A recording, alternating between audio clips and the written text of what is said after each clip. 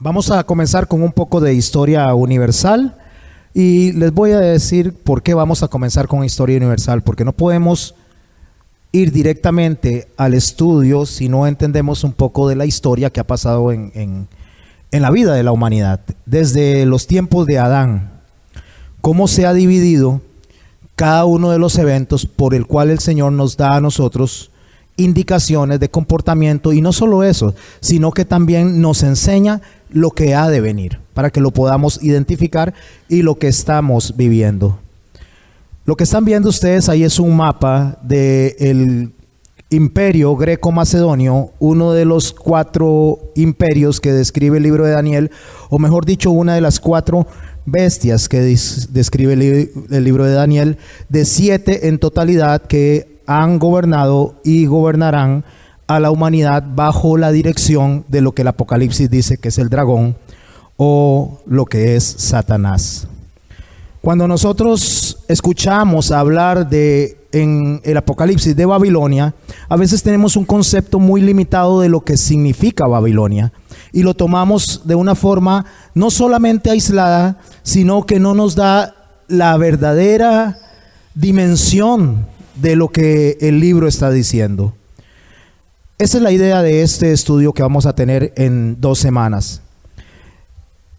La cuarta parte de la Biblia, mejor dicho, de los 31.103 versículos que tiene la Biblia, 7.775 son versículos proféticos.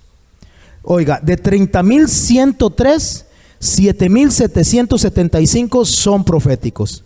Y de esos 7.775, el 90%, o sea, 6.997, hablan de los últimos tiempos. Esto nos dice a nosotros la importancia que tiene entender entonces los últimos tiempos. ¿Por qué? Porque si Dios dedicó la cuarta parte de la Biblia para hablar de profecía, y de la profecía el 90% para decirnos a nosotros lo que íbamos a vivir en los últimos tiempos, entonces es algo que tenemos que ponerle mucha atención. Y yo les pido, mis hermanos, que vamos a orar, vamos a pedirle al Señor que disponga nuestros corazones para poder aprender en estas 2 semanas, que lo que vamos a hablar hoy no quede en el olvido, para que lo podamos amarrar entre esta y la otra semana y tengamos entonces un entendimiento bastante claro de lo que estamos viviendo, lo que podemos hacer y lo que no podemos hacer. Porque si hay algo que no vamos a poder hacer es cambiar lo que está pasando. Pueden reunirse todas las iglesias del mundo, pueden proclamar, pueden decretar, pueden hacer guerra espiritual, pueden hacer la lucha que quieran, que lo que Dios determinó no va a cambiar, aunque su iglesia ore, grite, patalee y haga lo que quiera hacer. Recuerdo allá en Génesis, en el capítulo, si no me equivoco, 7, verso 16, cuando Noé está entrando al arca, una de las cosas que me causó mucha impresión en cuanto al entendimiento fue cuando dice que Noé entró al arca junto con su familia y con los animales que Dios le había indicado. Pero esta expresión dice, y Dios cerró la puerta. Tal vez muchos digan, ¿y eso qué tiene de impresionante? Le voy a decir que tiene mucho de impresionante. Porque lo que quiere decir que no importa lo que nosotros querramos hacer, cuando Dios decide cerrar la puerta, nadie la puede abrir. Cuando Dios decidió cerrar la puerta fue para que Noé, aunque esas personas que se estaban ahogando, él quisiera por su humanidad, por su dolor, quisiera ayudarles, ya no iba a poder ayudarles. ¿Por qué? Porque Dios la cerró y Dios la abrió. Cuando vemos esto, mis hermanos, podemos entender cómo se divide la Biblia. ¿Por qué? Porque vamos a hablar de 7 imperios. Cuando Adán salió del Edén, expulsado por Dios, no por voluntad propia, expulsado por él porque había pecado. Después de esto, él tuvo 2 hijos. Bueno, tuvo 3, pero voy a hablarle de estos 2. Tuvo a Abel y tuvo a Caín. Caín mató a Abel. Y las 7 generaciones que tuvo Caín terminaron con el diluvio. ¿Qué significa eso?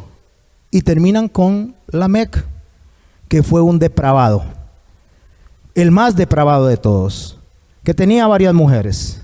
Y no solo tenía varias mujeres, sino que proclamó que si Caín era vengado 7 veces, 70 veces, él iba a ser vengado 7 veces en lugar de Caín. Por eso es que Jesús viene y dice que 70 veces 7 debe perdonarse. Porque lo que Jesús estaba diciendo es que iba a combatir con su poder aquella maldición que había dicho Lamec. No nos vamos a quedar con Lamec, solo nos vamos a quedar con la idea de las 7 generaciones de Caín que terminaron en el diluvio. Porque ese diluvio lo que implica es el rescate y el arrebatamiento de la iglesia en el arca y la muerte de todos los demás que Dios decidió el día que inició el diluvio. 7 generaciones, 7 imperios. 7 imperios que han gobernado desde los tiempos de Noé para acá a toda la tierra. ¿Y estamos en qué imperio? ¿Cuál es el que estamos nosotros viviendo? Estamos caminando en Babilonia y no nos hemos dado cuenta. Entonces vamos a aprender a caminar en Babilonia, porque allá en el capítulo 1, verso 8 del libro de Daniel, dijo: Daniel propuso en su corazón no contaminarse.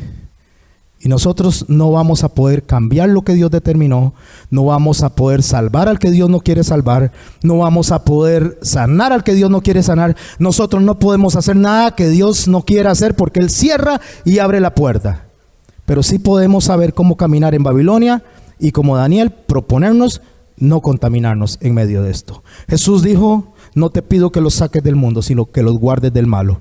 Eso es lo que tenemos que aprender, a entender esto. Y para entender esto necesitamos repasar un poco la historia para ver qué está pasando el día de hoy, después de 5,776 años del nacimiento del primer hombre, de Adán. Oremos. Padre, en el nombre de Jesús, yo te doy gracias, Señor, porque tú eres, Señor, tan misericordioso, tan bueno, Señor, tan santo y tan compasivo, que decides avisarnos lo que vas haciendo en el día a día para que podamos estar preparados y advertidos. Porque, como lo dices en el libro de Corintios a través de la inspiración de Pablo, Señor, todo fue escrito como advertencia. Pero a veces no vemos las advertencias, las pasamos por alto y nos encontramos, Señor, naufragando en los ríos de Babilonia, Señor. Te doy gracias. Te ruego tu bendición, la dirección a mis palabras, a mi mente, la recepción a todos los que estamos aquí de esta palabra, Señor, para que seamos tierra fértiles. En el nombre de Jesús. Amén. Génesis 18, 17, yo les voy leyendo algunos pasajes bastante rápido, los pueden anotar a los que anotan. Pero una de las cosas que Dios nos dice a nosotros a través de lo que Él va a hacer, lo podemos ver en este versículo, que es un versículo que tiene muchísima revelación de lo que es el carácter de Dios en cuanto a las cosas del porvenir. Y Jehová dijo, dice Génesis 18, 17, ¿encubriré yo a Abraham lo que voy a hacer? Esto subráyelo, porque lo que Dios está diciendo al ver a Abraham y al tener él el amor que tenía por Abraham como escogido de él y sacado de Ur de los caldeos para que le sirviera, para que fuera bendición a las naciones, Dios nunca hace nada si no nos advierte a nosotros lo que va a hacer. Nunca de lo que te pasa a ti o me pasa a mí ha sido sin advertencia. Dios, antes del castigo, siempre envía la advertencia. Pero nosotros, ¿qué hacemos? Hacemos caso omiso de eso, nos hacemos oidores olvidadizos y entonces caminamos nuestro propio camino, y el Señor dice que nuestros caminos nos llevan a la muerte. Pensamos nuestras propias ideas, somos necios en nuestro propio corazón, nos atamos a esas ideas, y el Señor dice que nuestra mente, ¿qué es lo que es? Es igual que nuestro corazón, engañosa. Y Él dice, habiendo de ser Abraham, en el verso 18 de el mismo capítulo 18 de Génesis, una nación grande y fuerte, y habiendo de ser benditas en él todas las naciones de la tierra. Es importante resaltar esto, porque cuando Dios está diciendo que le va a advertir a Abraham lo que va a hacer, esto tiene una extensión de bendición para usted y para mí, porque somos parte de todas las familias de la tierra, o de todas las naciones de la tierra.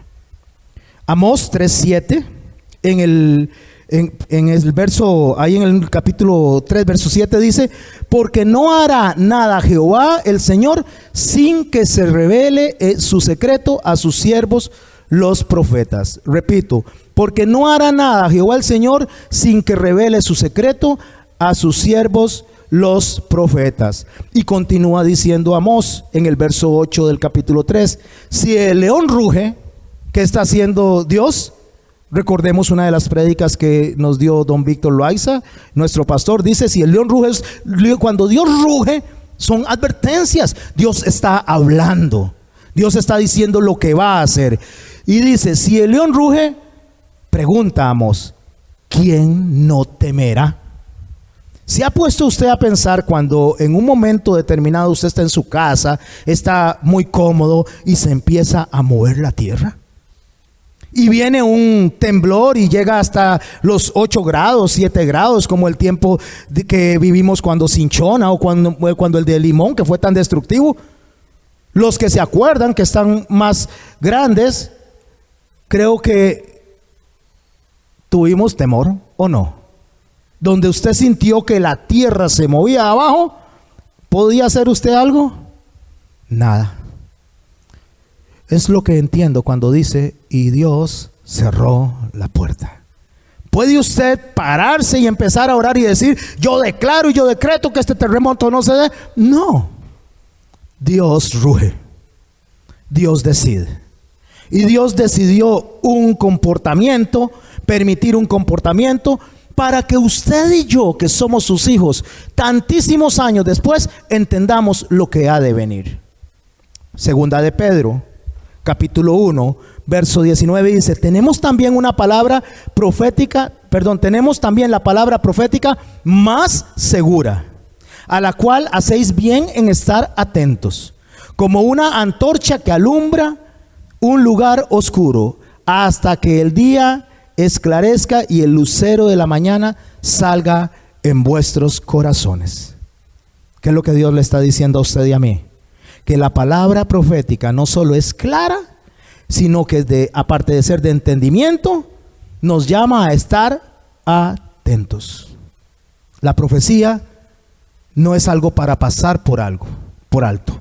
La profecía no es algo para que nosotros lo tomemos a la ligera, ni para predicarlo a la ligera, porque la misma palabra me dice en el verso 20 del capítulo 1 de segunda de Pedro, dice así, entendiendo primero esto, que ninguna profecía de la Escritura es de interpretación privada, porque nunca la profecía fue traída por voluntad humana, sino que los santos hombres de Dios hablaron siendo inspirados por el Espíritu Santo. Así que si yo vengo a hablarles a ustedes de Babilonia, si vengo a hablarles a ustedes de señales, tengo que hablarlo conforme a lo que Dios profetizó. No conforme a nuestras ocurrencias. No conforme a decir que allá en los Estados Unidos hay un chip que se lo van a poner en la frente y que esa es la marca de la bestia. Lejos de toda realidad. Distracción de distracciones, diría Salomón si estuviera acá. Él dijo vanidad de vanidades, pero podría ser lo mismo y podríamos usar el mismo concepto. Llenos de información que no nos dice ninguna verdad. Porque toda información que nosotros pesemos acerca de Babilonia tiene que darse en el entorno en que fue escrita la historia de ese lugar. Un poquito de historia de la última década para poder ir abriendo nuestro deseo de aprender de esto. Para poder decir, mira, qué gusto, qué rico lo que estoy llevándome. Para poder entender cuando vayamos al Apocalipsis la otra semana y leamos los capítulos de Apocalipsis que refieren a Babilonia, a la gran ramera, si es lo que se dice ser o es lo que Dios dice que es. Porque el World Trade Center, si lo pronuncio bien, y si no, disculpan a las personas que hablan inglés. Pero lo que con esto inicia es una carrera hacia la consolidación de un imperio extraordinario que debe ser regido militar, política, social y religiosamente como un único imperio. ¿Y cómo es que sucede esto? Porque le abre la posibilidad a ciertas personas de mover el control económico y trasladarlo a otro lugar llamado Europa. ¿Y por qué llamado Europa? Bueno, porque en toda la zona de Europa, que es la zona jafetita, porque la zona de Asia le fue dado a Can, y después su hijo Canaán, la Pulo, que son los cananitas. Esta zona de Europa, esta zona tiene que ver con imperios y con gobiernos que han gobernado separadamente a la humanidad y lo van a hacer de una forma unificada. El 2002 fue una noticia cuando el euro hace colapsar la supremacía del dólar. Y cuando les estoy diciendo esto, se da a raíz de lo que pasó allá. Y como hubo un ataque a una de las potencias más grandes que ha habido en la historia, como es el gobierno, o mejor dicho, el imperio, para usar la palabra correcta, de los Estados Unidos, aunque los Estados Unidos no nos marca a nosotros ninguna señal profética directamente con el pueblo de Dios, y entonces por lo tanto no con nosotros, pero sí el ascenso del euro, ese sí es importante de ver, porque se da en el estado europeo vecino del estado asiático donde está Israel, e Israel es nuestra señal inequívoca de que estamos en los tiempos que Dios dice. En el 2003 se da la iniciación, creación o invento de la red social más grande que haya existido, con más de 500 millones de usuarios, Facebook. Primero tomamos el control económico, lo centralizamos en la parte europea. Aunque existe el dólar, ahora el euro tiene más poder e influencia que el dólar. Y después empezamos a controlar a las personas en su vida privada. Nos metemos a su vida privada, sabemos dónde comen, sabemos qué comen, sabemos quiénes son sus amigos, sabemos absolutamente todo, y no necesitamos ni siquiera de ir a amenazarlos, porque las personas de forma voluntaria han dado toda esa información alrededor del mundo. Cuando usted va al banco y usted pide un crédito, ¿usted cree que lo investigan? No, ya usted fue investigado. Todo ese formulismo, todos esos papelitos que le piden son pura basura, porque los agarran y los botan, porque ya usted tiene un número, un sí o un no desde antes de que haya pedido todo. Y eso se da incluso cuando pide visas para ir a otras naciones. Ya usted y yo formamos parte de una estadística, gracias a lo que pasó en el 2003. En el 2005, par de años más adelante, entra en vigor el matrimonio gay en Galia, en los tiempos, allá lo pueden ver, hacia el norte del mapa, en Galia, España, que va a la vanguardia con los derechos de los homosexuales. Ubicada Galia, España, en todo lo que nosotros conocemos como Macedonia, allá al norte de Grecia. Vamos armando un rompecabezas en nuestra cabeza. Un rompecabezas que nos va diciendo de una conducta tan acelerada en la última década que no nos hemos dado cuenta. Como dijo Jesús, que si ven los arreboles se van a dar cuenta de que va a llover, y ellos no se estaban dando cuenta. Lo mismo está pasando en la actualidad. Estamos viendo en nuestra cara las profecías cumpliéndose y no nos estamos dando cuenta de lo que está pasando.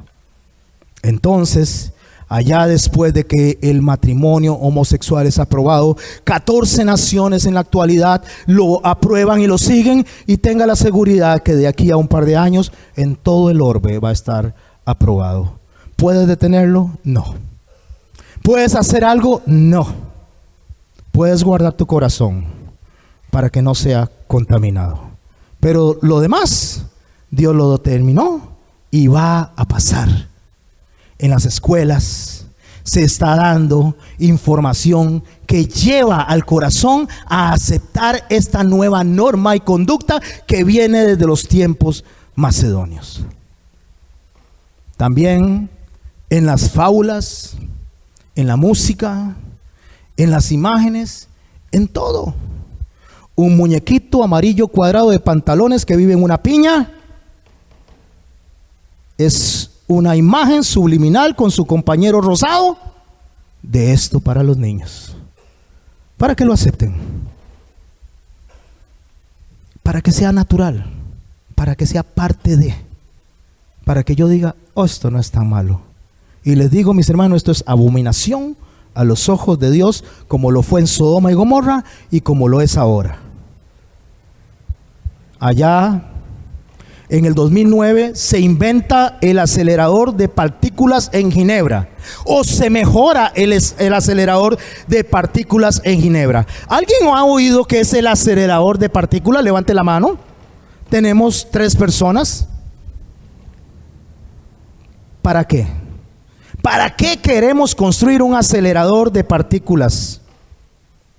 Jesús dijo, cuando los días sean como los de Lot y como los de Noé. ¿Qué pasó en los días de Noé y qué pasó en los días de Lot? La otra semana vamos a ampliar esta que Jesús dijo. Pero vamos a ver qué es el acelerador de partículas. El acelerador de partículas viene ante la pregunta de dónde venimos, quiénes somos y qué pasó en el inicio del universo.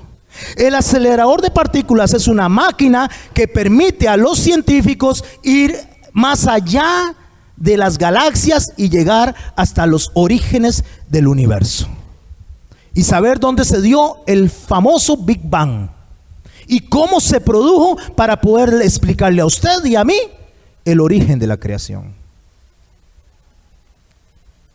El acelerador de partículas lo que está haciendo es que el hombre quiera ver hasta donde Dios inició todo lo que inició.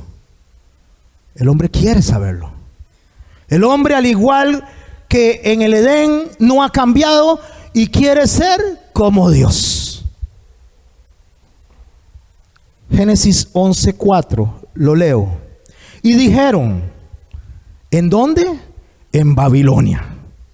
¿Quiénes lo dijeron? Descendientes de Nimrod.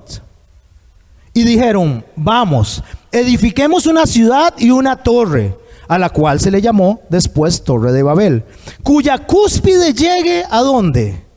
Al cielo. Y hagamos un nombre por si fuéramos esparcidos sobre la faz de toda la tierra. Ese era su acelerador de partículas. Y hoy nosotros tenemos un nuevo acelerador de partículas que no es una torre. Son científicos construyendo para llegar hasta Dios. Qué ignorantes, qué ilusos. Con solo que reciban el mandamiento del Señor, que Jesús es la puerta, no necesitan de un acelerador de partículas para llegar a Dios. Pero en el engaño de este mundo se vuelve a repetir la historia una y otra vez frente a nuestros ojos. El Apocalipsis dice que habrán guerras, violencia, anarquía, sequía, hambre, terremotos y otras catástrofes naturales, enfermedades, epidemias, el surgimiento de una potencia islámica agresiva y radical,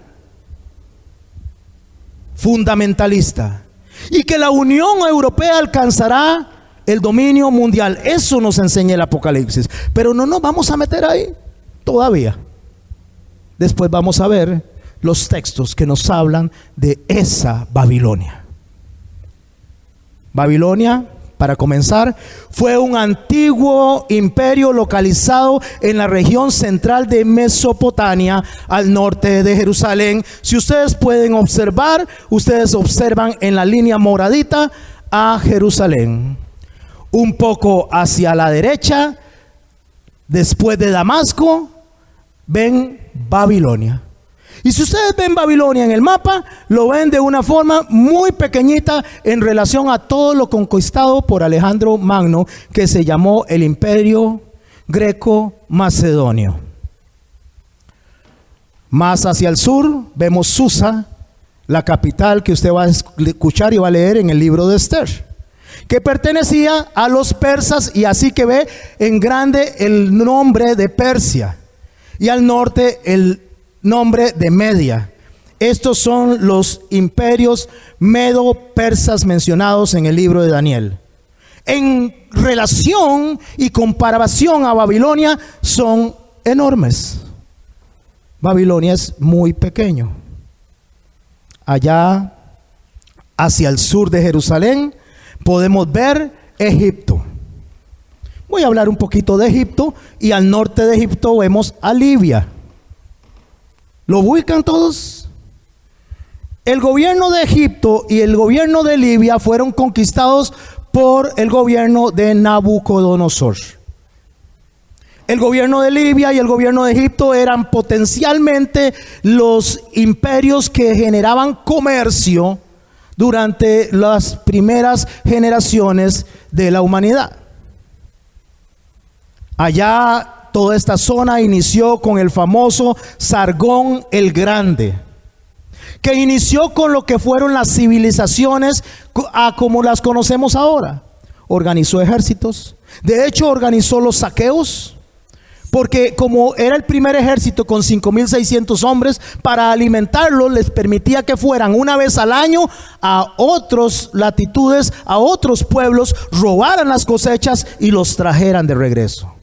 ¿Les parece en la Biblia algún tipo de comportamiento así? Como lo estaba pasando Gedeón. No nació en Gedeón, nació esa conducta con Sargón, conducta que repitieron los vikingos. Iban, esperaban las cosechas, robaban, venían, comían, pasaban bien, y al pasar un año volvían a repetir las conductas.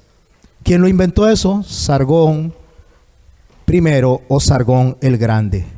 Este era un acadio, que el nombre de Sargón significa rey legítimo o rey verdadero. Por favor, póngale atención a estos nombres, porque cuando leamos en el Apocalipsis va a decir que cayó Babilonia, la que adoraba nombres blasfemos. ¿Cuáles nombres blasfemos eran las que adoraba? Tenemos que ver la conducta de la humanidad desde el principio, porque Babilonia no se construyó en un día, ni ha caído todavía. Babilonia se construyó con el paso del tiempo. Poco a poco ha ido conquistando el corazón de la humanidad y le ha ido trayendo información nueva y nueva, alejándola de Dios. Información que toman como verdadera e información que dan como cierta, y no solo cierta, sino que dicen: vamos a seguir esto porque esta es la línea que me lleva a Dios. Este es mi acelerador de partículas. Esta es mi torre de Babel. Este hombre, que asimismo se llamó Rey Verdadero, conquistó todo lo que ustedes ven aquí en la zona entre el Tigris, lo ven hacia el norte, y el río Éufrates, zona prometida como la tierra para Israel. Se vino hacia el sur y se instaló en todo ese imperio. Eso se llamó el imperio acadio, donde inició la escritura, donde inició un montón de cosas, donde se ubicaron los sumerios. Tiempo después, le estoy hablando de cientos de años, allá por el 630 antes de Cristo, el rey Nabucodonosor II, hijo de Nabopolassar, decide invadir este imperio y toma a Egipto y a Lidia e inicia un nuevo imperio que se llama Imperio Babilónico. Y ese imperio babilónico abarca desde donde ustedes ven Babilonia hacia el sur. Toda esa zona es gobernada por Nabucodonosor. ¿Y qué significa el nombre de Nabucodonosor? Nombres blasfemos a los cuales la humanidad ha adorado y los ha puesto como dioses. Significa protector de las desgracias. ¿Alguien sabe cómo se dice Jehová es mi protector? ¿Cuál es el nombre de Dios? O mi protector es Jehová. Jehová Jireh. Y quiere que le diga una cosa: lo único que hizo Satanás es agarrar y tomar ese nombre y pasárselo modificado a Nabucodonosor y decir protector de las desgracias. Después de Nabucodonosor, unos años después, vino Ciro el Grande. Era un rey de Persia, del imperio aquemita. Allá vemos Persia, y decide invadir en conjunto con otro general llamado Darío. Lo pueden leer en el capítulo 9 de Daniel. Y decide invadir Babilonia. Y se expande, ya no solo tenemos el reino de Sargón, sino que el reino de Sargón se unió al reino babilónico y ahora es el gobierno o el imperio medo-persa. Estoy hablándole de una bestia más mencionada por Daniel. Cuando usted lee la Biblia y usted habla de bestias y de dragones, olvídese de eso. Estábamos hablando de pensamientos, de formas de gobierno, formas conjuntas entre lo religioso, lo político, lo social, y entonces ellos invaden. ¿Y sabe qué era lo que hacían cada vez que invadían? Entre más invadían, para controlar a la humanidad, invadían y hacían esto. Cuando un gobierno, o mejor dicho, un ejército de las dimensiones de ellos, llegan a un lugar y lo toman, la influencia que ellos tienen de poder en ese pueblo es increíblemente poderosa. Pero la influencia cultural y religiosa que tiene el pueblo invadido se filtra y se mezcla con los invasores. Entonces tenemos que cada vez que ellos llegaban, ellos tomaban un dios de X pueblo, lo absorbían y lo ponían dentro de su panteón. ¿Lo entendemos? ¿Para qué? Para que estas personas que eran movidas más fuerza por la voluntad religiosa y menos por la voluntad propia, se sometieran a ellos, porque el Dios que ellos tenían formaba parte de su panteón. Cada día que pasaba, cada año que pasaba, cada invasión que se daba, se sumaban más y más dioses a la humanidad, porque cada dios que tenían formaba parte de la conquista, porque a través de estos dioses controlaban al pueblo. Por eso es que el Señor dice: Shema Israel, escucha Israel, como dice, Dios uno es. Olvídense de todo eso. Yo soy uno, dice el Señor. Viene Ciro el Grande, se afilia con los medos, atacan Babilonia, la conquistan, y después de que Ciro el Grande ha muerto, más o menos como a sus 63 años, 62 años, toma la posición el rey Darío, del gobierno o el imperio medo-persa. Tal vez les parezca un poco aburrido lo que les estoy diciendo, pero lo que les estoy diciendo, cuando empecemos a leer las profecías, les van a salir a ustedes y les van a saltar al frente de una forma tan clara que van a decir: ¿cómo no había visto yo esto aquí? Porque no conocía la historia universal.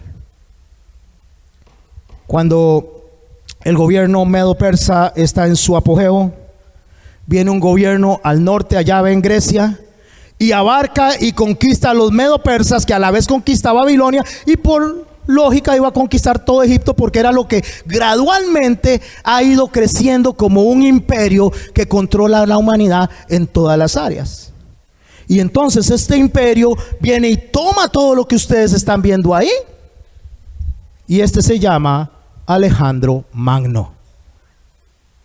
Cuando veamos el capítulo de Daniel, es aquel leopardo, ¿leopardo es? Sí, creo que sí, que tiene 4 alas. ¿Por qué? Porque en 13 años, en 13 años conquistó todos los imperios. Muere joven, se divide en 4, son los 4 cachos que se ven salir, se divide en 4, y cuando se divide en 4 empieza la dinastía ptolomaica, de uno de sus generales, Ptolomeo, la dinastía antigónica, que es de Antígono, y la dinastía seleucita, que es de Seleuco y Lisímaco. Estas dinastías son las que empiezan a controlar, y para nosotros es muy importante tomar en cuenta lo que es la dinastía ptolomaica, porque fue la que gobernó sobre Israel hasta Egipto, uno de los generales. Estamos ya, mis hermanos y mis hermanas, en el 4º imperio. El primer imperio, ¿cuál fue? Sargón. El segundo imperio, ¿cuál fue? ¿Lo recuerdan? Nabucodonosor. El tercer imperio, ¿cuál fue? Los medo-persas. El cuarto imperio, ¿cuál fue? Alejandro Magno. Estoy hablando de los imperios históricamente, porque Daniel habla de 4 imperios, pero no habla de toda la historia, porque para lo que Dios quería darle a él era lo que era necesario que él entendiera en ese momento. ¿Y por qué le estoy hablando de 4 imperios? Vamos por 4 imperios de 7 como gobernó antes del arca de Noé. Nos faltan 3 para poder ir cumpliendo con todo el sistema político, militar, social y religioso que tiene que estar para abrirle las puertas ¿a quién? A Nimrod. A Nimrod, al anticristo, al que quería llegar hasta el cielo en la torre de Babel, donde se origina Babilonia. Quinto imperio, Imperio Romano. Ptolomeo y el gobierno seleucita empiezan a tener conflictos, entonces nace lo que es el Imperio Romano. Podemos pasar la imagen y poner el Imperio Romano. ¿Cómo dice el Apocalipsis cuando hablemos de la ramera? ¿Se acuerda de la ramera? Que se sienta sobre ¿qué? Sobre muchas aguas. Fabi, me pones el Imperio Romano mientras hablo. Empieza el Imperio Romano. Y si usted ve todo lo que está en amarillo, lo que está en cafecito y toda esta zona de abajo, todo eso es el Imperio Romano. Y en el centro está lo que se llama el Mar Nostrum. ¿Qué es el Mar Nostrum? Porque ellos gobernaron todos los alrededores del mar Mediterráneo. Y ese Mar Nostrum es donde se sienta la ramera, que es el Imperio Romano sentado sobre ¿qué? Sobre muchas aguas. ¿Es claro o no es claro? Bueno, el Imperio Romano está gobernando. Continúa, nos podemos devolver al anterior, Filmina, por favor. Y después del Imperio alemán, sí, es que al que voy es al alemán, pero no tenía que decir alemán todavía hasta que no dijera romano. Pero está bien. A mí me gusta hablar así para que ustedes se confundan un poquito.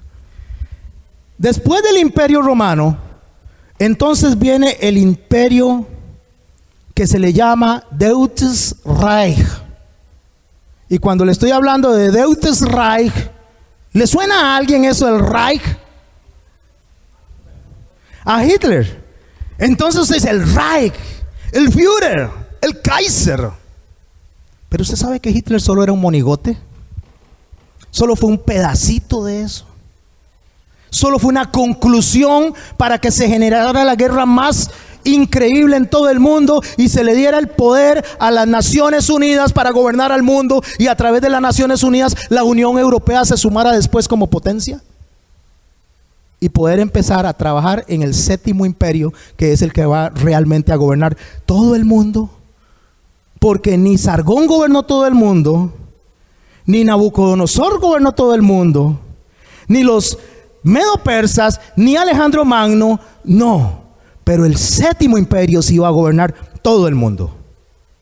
Y así se va a cumplir la profecía de que Babilonia la Grande. Entonces Babilonia la Grande, a pesar de que usa la religión porque trae los dioses, trae las conquistas de esos dioses, no se refiere a una religión. Se refiere a muchas religiones unidas en función del dragón. ¿Por qué estoy usando esas palabras? Porque las vamos a ver después. Este imperio que se llama Deutsches Reich, qué bonito, me sentí como alemán. No sé nada de alemán. Una vez venía del aeropuerto y venían 2 alemanes y les hago Guten Tag. Y se sueltan a hablarme. No, ya no más, le digo, eso es todo lo que yo sé. Guten Tag. Es más, ni lo sabía, nada más lo repetía. Bueno, ese imperio empezó en 1871, vea qué nuevo que es, con un hombre llamado Guillermo I, que le cedió después el poder a Guillermo II. ¿Sabe quién es Guillermo I? El primer Reich. ¿Y Guillermo II quién es? El segundo Reich. ¿Y ustedes escucharon de alguien que se decía el tercer Reich? ¿Quién era? Pero él no inició nada. Él solamente concluyó lo que otro inició. Porque este imperio germano, que estaba al norte de Roma, que no pertenecía a Roma, es el imperio que, unido con uno que se llamaba Prusia, Germano y Prusia formaban parte de ese Kaiser. Y el nombre Kaiser significa imperio. El imperio del Kaiser. Y el Reich es el emperador del imperio. O sea, el Reich del Kaiser. Cuando el imperio, o mejor dicho, el Kaiser se divide en dos. En Germania y Prusia. ¿Les parece ese Prusia como a algo? ¿Alguien me puede decir a qué se les parece? Rusia. Rusia y Germania, o Prusia y Germania, una vez fueron un solo imperio. Entonces, la influencia que tenga Prusia o Rusia y Germania en la comunión europea es vital para volver al nuevo imperio o al viejo imperio del Kaiser, que era lo que quería hacer don Adolf Hitler. Y Dios no se lo permitió, porque no era el tiempo. ¿Se acuerda una vez que Jesús estaba en una boda y vino su madre, había faltado el vino y le dijo que había faltado el vino y entonces que por qué no lo convertía, parafraseando la historia? ¿Qué dijo Jesús? Todavía no ha llegado mi hora. Hitler quiso acelerar la hora de la venida. ¿Usted cree que Hitler no sabía esto? Claro que lo sabía. Y una de las cosas que Hitler hizo fue poner énfasis, entre otras razas, de perseguir a los judíos. Pero esto lo único que tenía como incentivo era que los judíos regresaran. ¿A dónde? A Israel, y que se criaran las Naciones Unidas. Eso era todo. Cumplimiento de profecía. 700 años antes de Jesús, los asirios, usted puede ver hacia allá lo que se llama Macedonia, Tracia, Asiria, esa región que el día de hoy es Turquía, Irán, toda esa zona que está ahí, bajó y capturó a Israel y se lo llevó cuacuernas de Israel a las 10 naciones que estaban al norte en Samaria, y se los llevó capturados.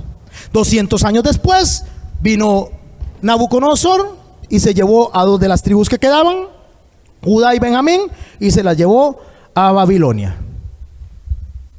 Después, con el pasar del tiempo, se les permitió regresar y se concluyó su regreso en el 1948 con la creación del Estado de Israel, 1700 años después de haber sido disuelto.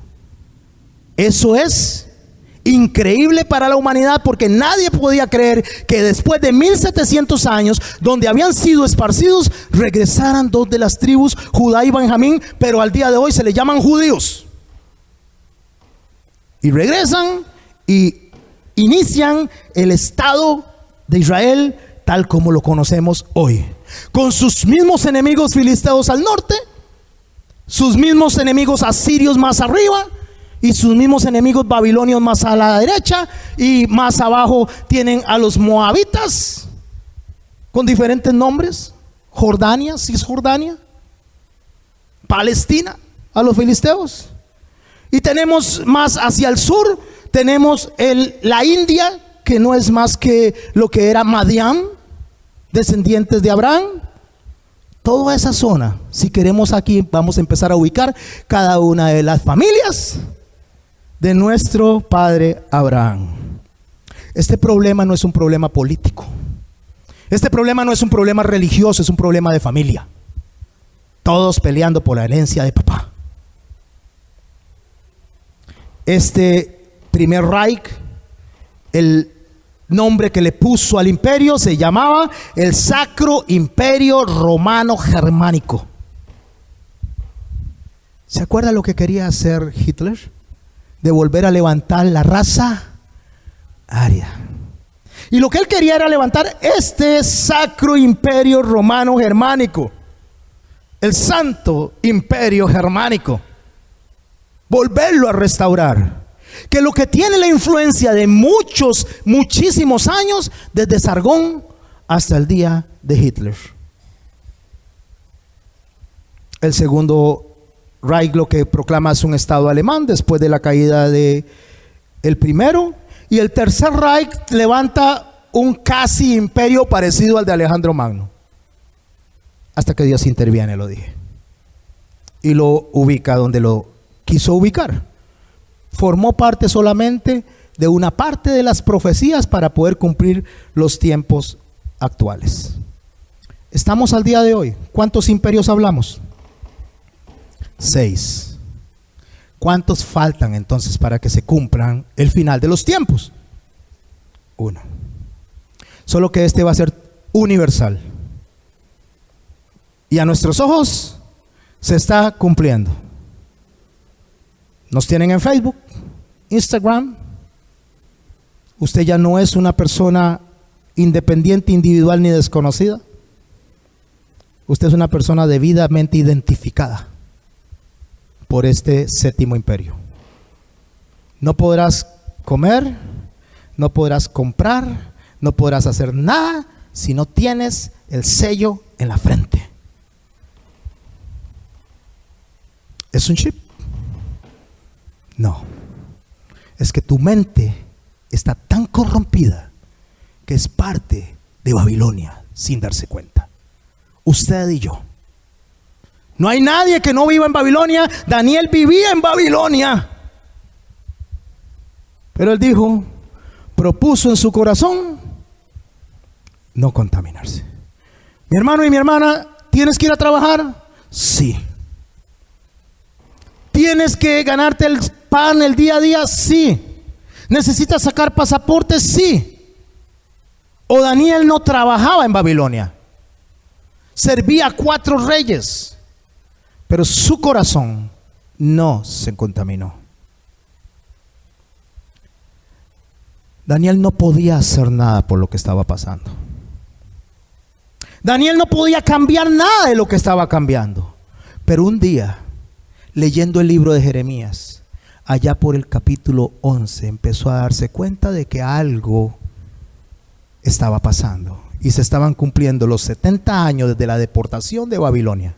Y que estaba a punto de venir la liberación de los hebreos para que regresaran a construir su templo. Daniel se dio cuenta que todo estaba a las puertas y empezó una hermosa oración donde decía: Señor Jehová, hemos pecado. Y empieza, a pesar de que él se había comprometido en su corazón no contaminarse, a orar, incluyéndose dentro de todo el pueblo que iba a ser liberado con un propósito. Y usted, mi hermano, usted, mi hermana, y yo tenemos que orar como oró Daniel y decir: hemos pecado. De aquí, de los que están aquí, creo que solo uno no tiene Facebook. ¿Quién más no tiene Facebook? Levanten la mano los que no tienen un Facebook. Solo ese que dije. ¿Cómo está Daniel? Es gracioso lo que estoy diciendo. Pero quiere que le diga una cosa. Si a nosotros decimos que vamos a cerrar el Facebook mañana, a devolver las tarjetas de crédito, a devolver las cosas del sistema bancario, a que no nos paguen a través de los bancos, a que no tengamos tarjetas de débito, a que ya no seamos un número en una computadora de un gobierno que le está abriendo las puertas a Sodoma y Gomorra, ¿cómo vas a comer? ¿Cómo vas a comprar? ¿Cómo vas a trabajar? Estamos sellados en la frente. Pero dice la descripción que hace tan hermosa Daniel de los imperios, que vino a piedra y pegó contra los pies de la estatua y la desbarató completamente y nos hizo libres. Estamos en Babilonia, caminamos en Babilonia, pero donde está tu corazón está tu tesoro. puedes estar en tu trabajo, pero si eso es tu prioridad en vez de Dios, te mueres en Babilonia. Puedes estar en tus estudios, pero eso sí es tu prioridad en vez de Dios, te mueres en Babilonia.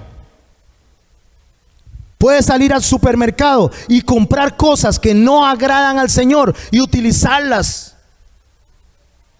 Te mueres en Babilonia. Todas las decisiones que tomes en el día a día te acercan a Babilonia y caminas en Babilonia o te alejan de Babilonia. Es tu decisión. Y la ruta que nosotros tenemos que tener es la ruta que Dios traza para usted y para mí. Si usted ve al norte, usted ve que está Asiria, está Macedonia, está Media, está Persia, está todo eso. Y al sur está Egipto, está Lidia, está Arabia. Y en el centro, en la ruta entre el norte y el sur, entre los imperios del norte y los imperios del sur, está Jerusalén. Fueron puestos ahí con un único propósito: ser luz en las tinieblas. Para que cuando estas personas de abajo comerciaran con las de arriba y las de arriba comerciaran con las de abajo, pudieran pasar por Jerusalén y ellos fueran luz en medio de las tinieblas.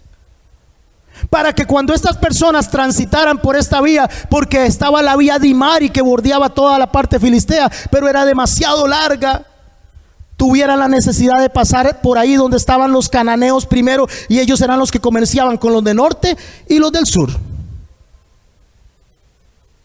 Pero absorbían sus dioses y eran parte de los dioses cananeos.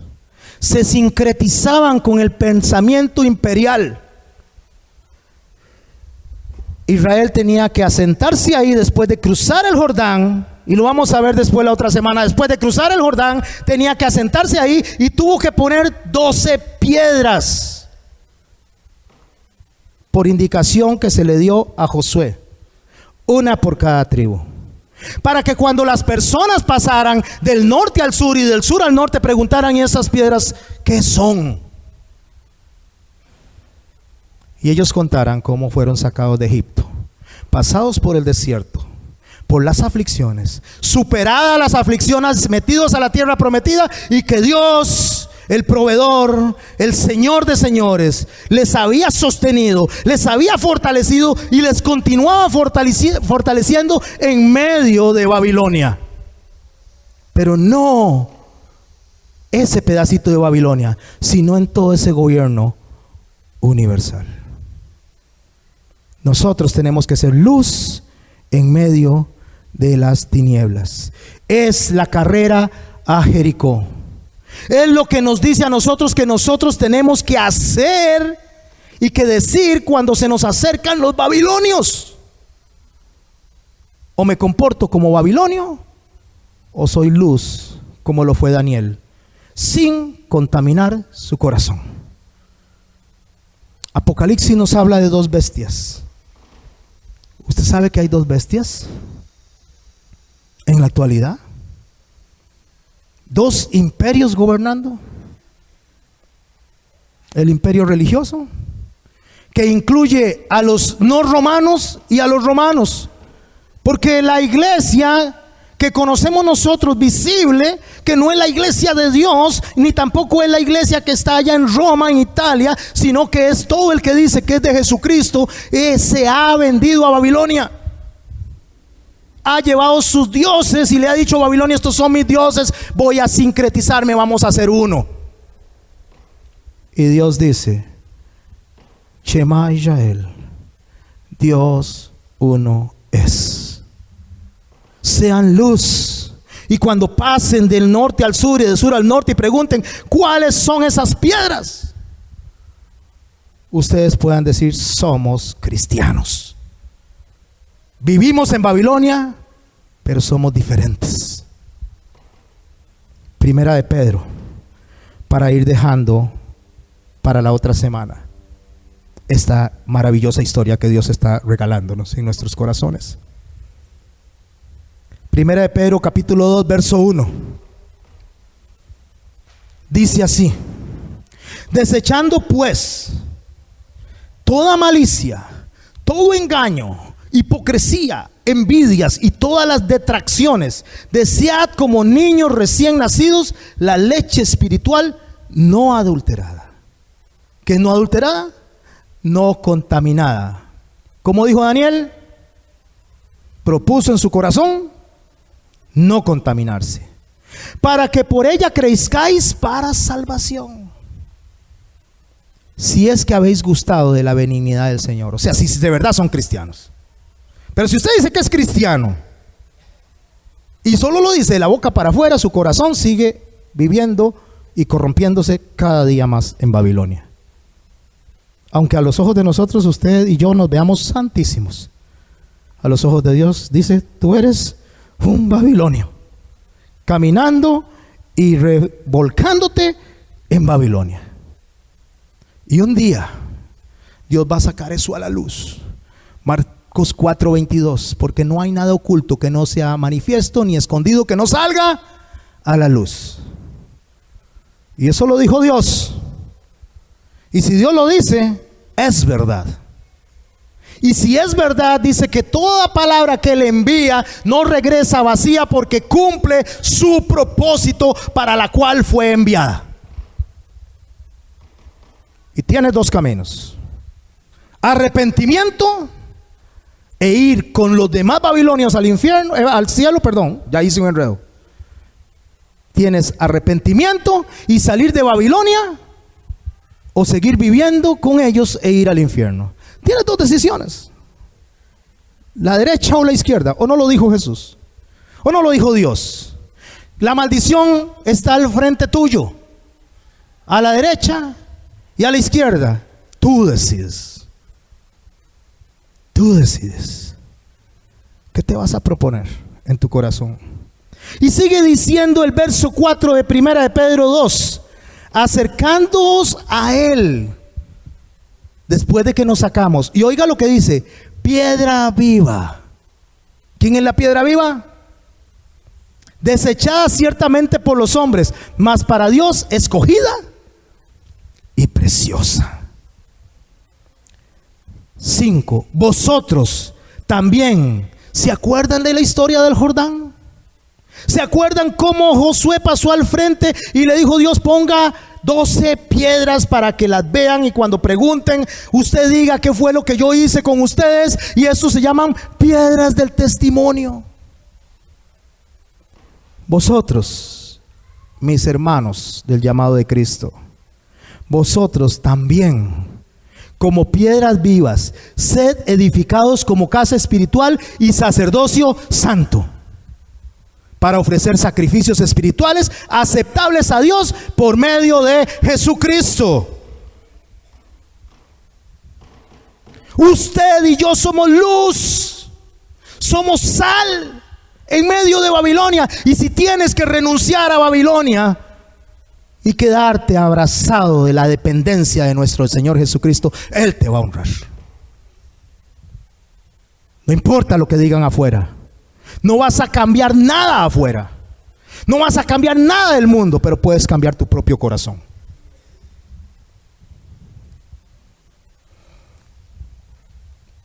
Cuando la gente ya hubo acabado de cruzar el Jordán, dice allá en Josué 4, verso 1, Jehová habló a Josué diciendo: tomad del pueblo 12 hombres, uno de cada tribu, y mandadle diciendo: tomad de aquí, en medio del Jordán, del lugar donde están firmes los pies del sacerdote, 12 piedras, las cuales pasaréis con vosotros, y levantadlas en el lugar donde habéis de pasar la noche.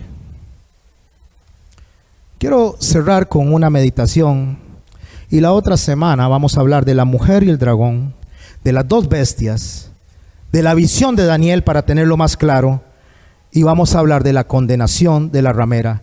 Con esto ya en nuestras mentes. Pero quiero que meditemos esto. Cuando Josué fue enviado y se le dijo que cruzara al otro lado, antes, previo, había sucedido algo. Lo vimos cuando hablamos de la providencia de Dios en el desierto. 40 años antes Dios le había dicho al pueblo: esta es la forma en que quiero que se conduzcan. ¿Lo recuerdan? Lo que hablamos hace 2 semanas. Y ellos desecharon eso.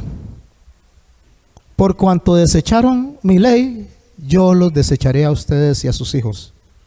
¿O dijo eso o no dijo Dios? Cuando ellos hacen esto, Dios le dice a Moisés: aparta el tabernáculo de en medio del pueblo. Y Moisés aleja el tabernáculo. Cuando Moisés aleja el tabernáculo, ellos se paraban a la puerta, cada uno de su tienda, y veían en la mañana donde Moisés caminaba hacia el encuentro de Dios en el tabernáculo, y ellos sufrían. ¿Y sabe por qué sufrían? Porque Dios había determinado que se murieran en el desierto. Dios cerró la puerta y Moisés no la podía abrir. Dios cerró la puerta. Cuando un pastor se prepara, sea cual sea, de una forma, enamorado de Dios y de la palabra de Dios, y les trae palabra, les discipula, se prepara y les enseña, es Dios haciendo un milagro en ese hombre, para que ustedes reciban palabra de vida. Pero cuando ustedes menosprecian la palabra de vida, Dios saca ese tabernáculo del pueblo y lo pone en otro lugar y cierra la puerta. Todavía, mientras sea de día, hay tiempo de arrepentirse. Dejemos de desechar la palabra de Dios por ser babilonios eficientes. Dejemos de dejar a Dios en segundo lugar por ser amorreos eficientes. Porque estamos viviendo el inicio del 7º imperio. O te mueres en el imperio o te mueres con Cristo. Pero solo hay una de dos, no dos. Y Daniel propuso en su corazón no contaminarse. Vamos a terminar con un canto. Primero voy a orar y vamos a terminar con un canto. La otra semana continuamos con esto. Pero si hay algo que tengo que tener claro, es que usted y yo estamos aquí por la misericordia y la gracia de Dios. Y la puerta todavía está abierta. Y Él dijo: yo soy la puerta. El que por mí entrare será salvo. Y eso es gracia. Eso es amor. Eso es compasión. Y si no lo puedes reconocer en medio de Babilonia, te mueres con Babilonia. Y la puerta un día se va a cerrar frente a tu cara. Y vas a tocar y tocar y tocar y decir: Señor. Y el Señor va a decir: apartados de mí, hacedores de maldad, no los conozco. Padre, en el nombre de Jesús te damos gracias, Señor, porque sabemos que no hay nada, absolutamente nada en la Biblia, Señor, que no me competa a mí como tu hijo. No hay nada que hayas escrito que no sea advertencia. No hay nada que no me guíe a ti. Pero cuando no veo, Señor, porque estoy oscurecido por mi ego, por mi orgullo, por mi vanidad, por mi codicia, y no me doy cuenta, Padre Santo, que estás al frente llamándome día a día al arrepentimiento de mis pecados, por pura misericordia, por pura gracia. Señor, ayúdame, Señor. Quítame la venda de los ojos, ayúdame a creer, Señor. Ayúdame a confiar, ayúdame a saber que tú estás al cuidado de tus hijos en este territorio enemigo. Y que si confío en ti, Señor, tú me vas a sostener como sostuviste a Daniel durante esos 4 imperios. En el nombre de Jesús, bendícenos, Señor, a través del canto. Bendícenos, Señor, como tú siempre lo haces, oh maravilloso Señor, en el nombre de Cristo. Amén.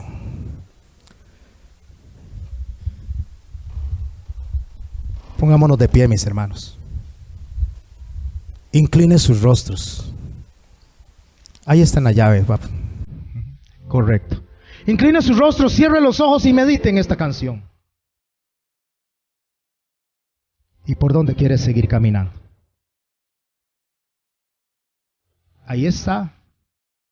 Yo estoy a la puerta y llamo. Si alguno oye mi voz y abre la puerta, entraré a él, cenaré con él y él conmigo.